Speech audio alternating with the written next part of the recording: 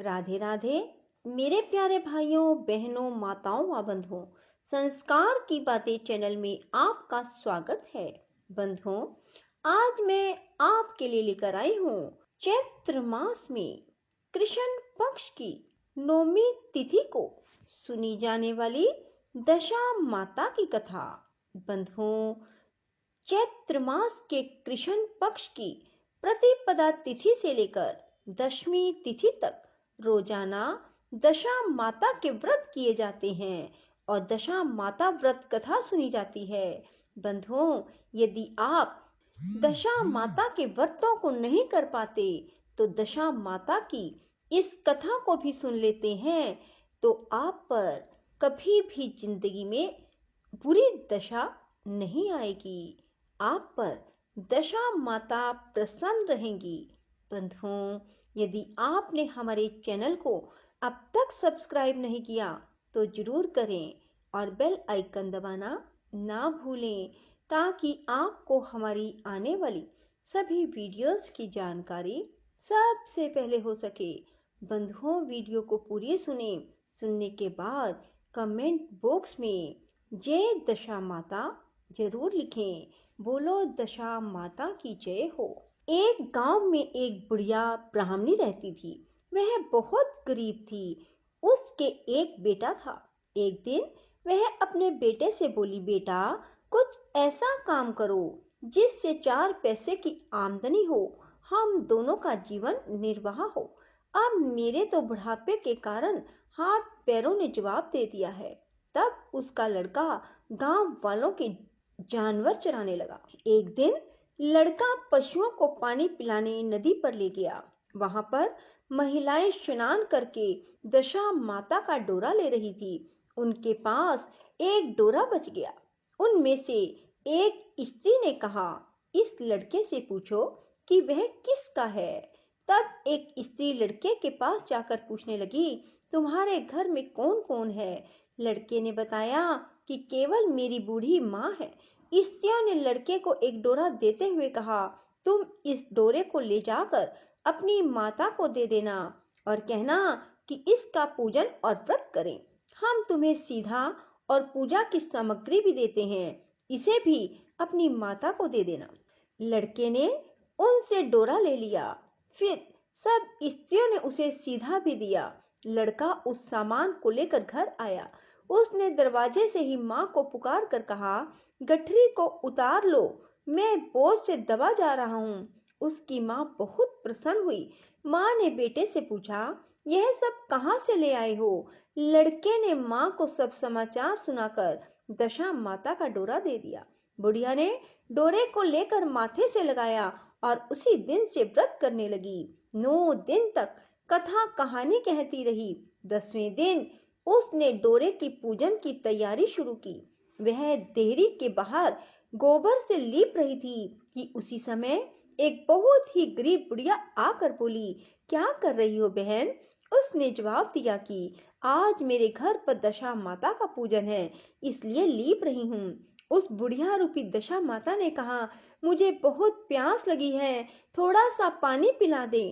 इस पर लड़के की माता बोली, मैं तो इस मिट्टी के बर्तन से पानी पीती हूँ, मेरे यह लोटा लुटिया कुछ नहीं है, तुमको पानी किस में भर कर दूं।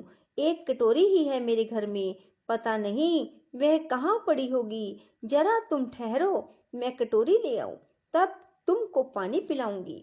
बुढ़िया हाथ धोकर अंदर कटोरी लेने गई।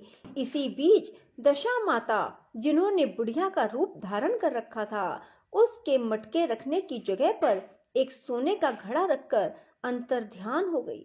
बुढ़िया कटोरी लेकर मटके के पास गई। वहां सोने का घड़ा देखकर घबराई।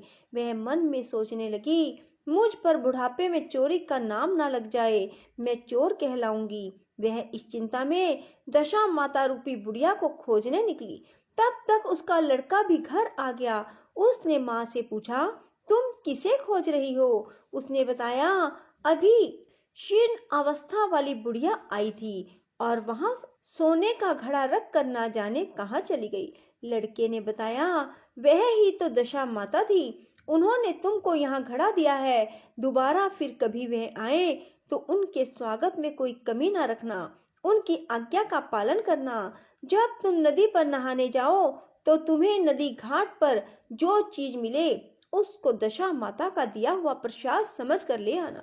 किसी से यह पूछताछ मत करना कि यह चीज किसकी है, ये कहाँ से आई है। बुढ़िया नदी में नहाकर बाहर निकली तो उसे सोने का घड़ा भरा दिखाई दिया और उसके पास ही अच्छे वस्त्र रखे थे।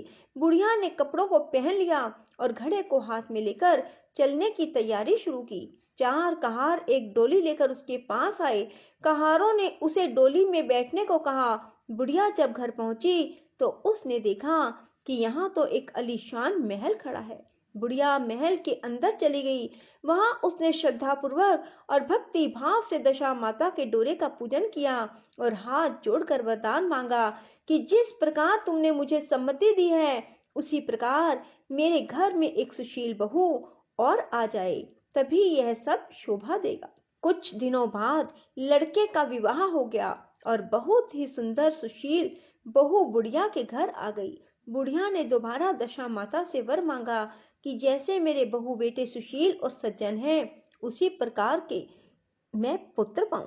कुछ दिनों बाद बुढ़िया के यहाँ एक पुत्र रूपी रतन पैदा हुआ। एक दिन बुढ़िया ने अपनी बहू को पास बिठाकर समझाया कि मेरी यह सब सम्मति दशा माता की प्रदान की हुई है।